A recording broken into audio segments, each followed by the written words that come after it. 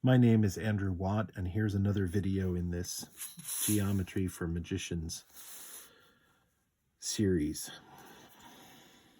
Let's say that you've got a line, and you want to divide this line into 7 parts.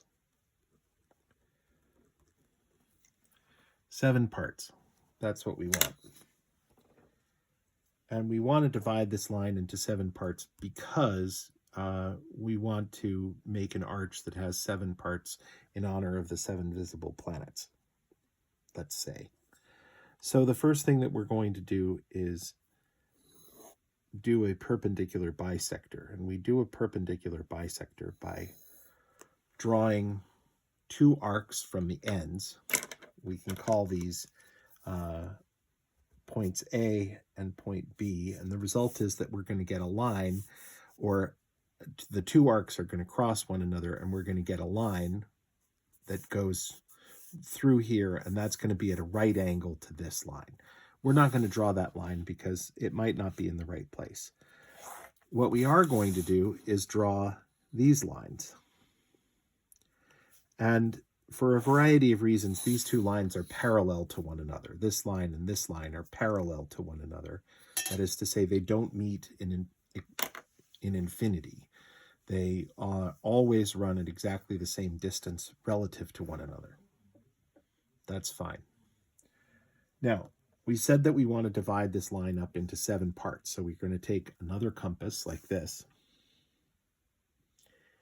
and we're going to mark off 7 equal sections. So that's 1, and then we move our compass and position it so that the point is right where that arc meets. 2, 3, 4,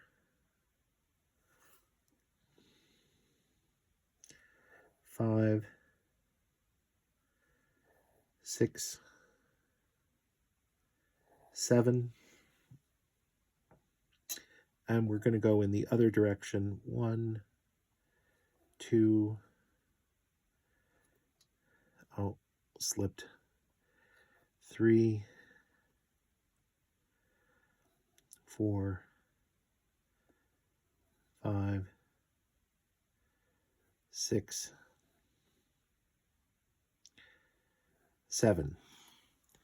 Now, if you divide a box into 7 sections, what's going to happen? If you divide a box with 7 lines, you're going to wind up with 8 sections. So you actually only need 6. 1, 2, 3, 4, 5, 6, and then 1, 2, 3, 4, 5, 6. And we're going to match